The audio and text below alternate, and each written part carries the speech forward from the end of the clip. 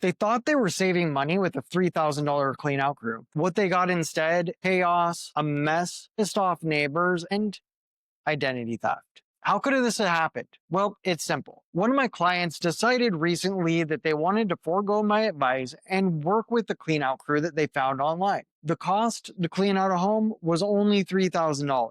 They guaranteed that they would do it in 2 days. It seemed a little suspicious to me because this home was lived in by a person who passed away for 40 years. And as you can imagine, that's 40 years of life, 40 years of stuff. So all of their hobbies, their clothes, their finances, their personal items, everything that they touched in that 40 years had found a place in their home. And now that the family wanted to sell it, they had to get that cleaned out.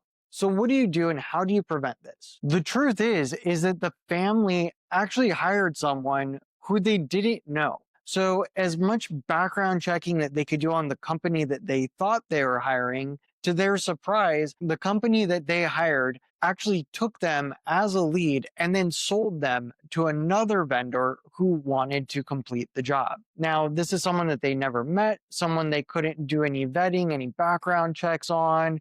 They couldn't check references or anything like that. It was just a surprise. Regardless of this, they had him start the job, and one of the neighbors was letting him in the house at that point. They were supposed to let him in the home for 3 days. Come day 3, when we stopped by to check on the property, the home is in more of a mess than when the person started the job, and they broke something. They were trying to remove a hose from a spigot and used a wrench to try and pry it loose. However, the hose didn't give way, but the copper plumbing did. This caused a tear in the plumbing, which made water spray everywhere. So now, not only is this person who's dealing with inheriting a home having to deal with this person that's supposed to be cleaning out the home that's not really doing their job, they now have to source a plumber from a different state to fix an error that occurred on a Sunday, of course, when plumbers aren't working. Unfortunately, I ran out to the hardware store after shutting off the water. I gathered the supplies and I thought, I'm just going to fix this myself to help out a client. While I'm at the hardware store getting everything that I need, I get a call from one of the neighbors. The neighbor tells me that they stopped letting this person in the home. This crew had been screaming profanities at all hours of the night. And it's in the summer, in a neighborhood where not many people have air conditioning. So at nighttime, 1, 2 in the morning, where most of the neighbors are sleeping, they have the windows open in their bedrooms. Unfortunately, they couldn't do that and had to sleep in the heat because this clean out crew was yelling and screaming in the middle of the street, drinking alcohol. And then it turns out they weren't carrying the large furniture items down the stairs. They were just pushing it off of the banister.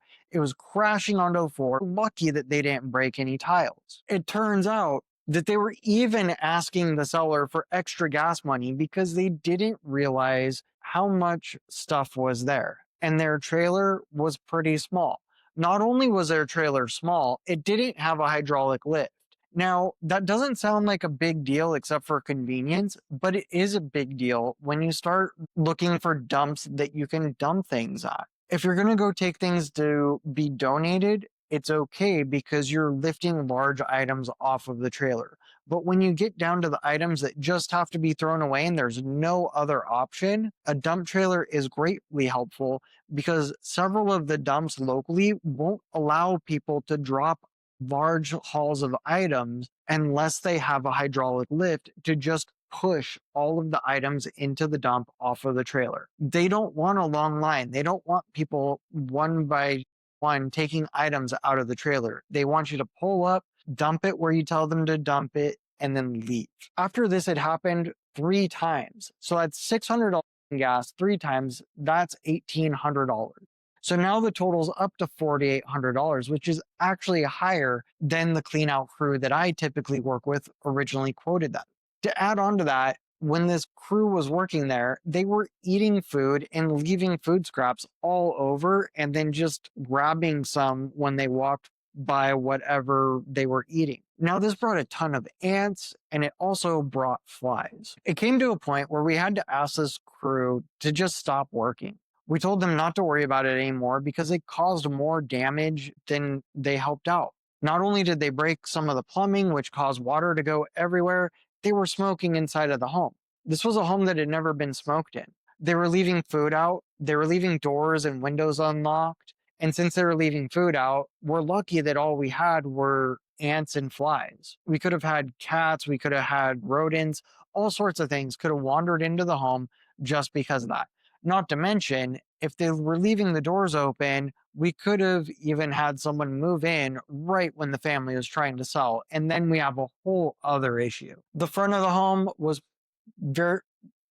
the home was fairly presentable when they had started, except for at this point, their truck had leaked oil all over the landscaping and the driveway.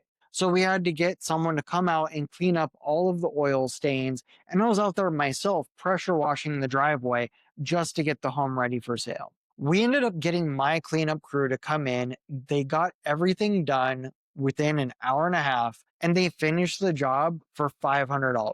It was so quick and so easy. We thought we were saved. Cleanup crew came in, took care of it.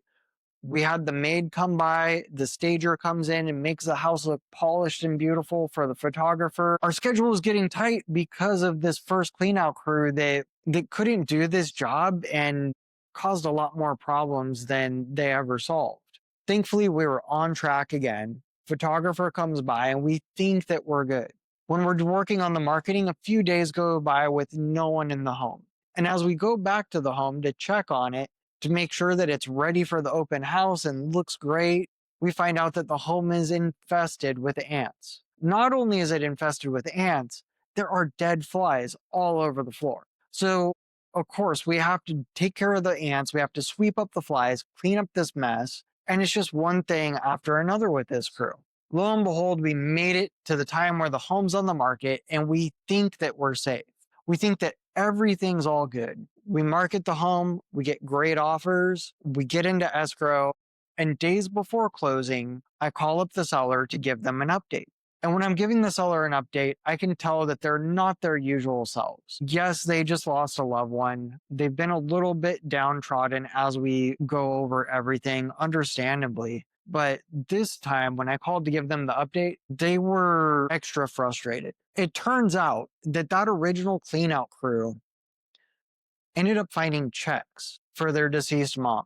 And when they found those checks, they wrote them out to cash and took them to a check cashing place and received cash for those checks. Not only that, they applied for a car loan and multiple credit cards in the name of the deceased person. Now, there are things that you do when someone dies to prevent items like this, like closing bank accounts, alerting the Social Security Administration so that they know that this person's passed on. And if anyone applies for credit, it puts a stop to that. Thankfully, they were still able to do that. They were able to file a fraud claim with their bank. And the biggest challenge with the bank is that checks are the easiest items to be fraudulent with now. Not many people use checks anymore. And the security measures are pretty slim because you could do exactly what this person was doing. They were writing the checks out to cash. Ultimately, the check cashing places had to pay the price. And that's probably why check cashing places charge such a high amount to cash your check, because they don't know if it's a legitimate check or if it's fraudulent. Now, don't get me wrong. I'm all about helping my clients save money. And most of the time, the way that we do that is that we create a way that they can net the most from their sale. Because if they can make the most out of a situation, that's more money in their pocket. When you save money, you're usually doing that to make sure that you keep more money in your pocket. The lesson of the story is that cheaper isn't cheaper. $1,000 clean out ended up costing over twice as much and almost led to identity theft of a deceased person, right when a family was trying to get a home sold.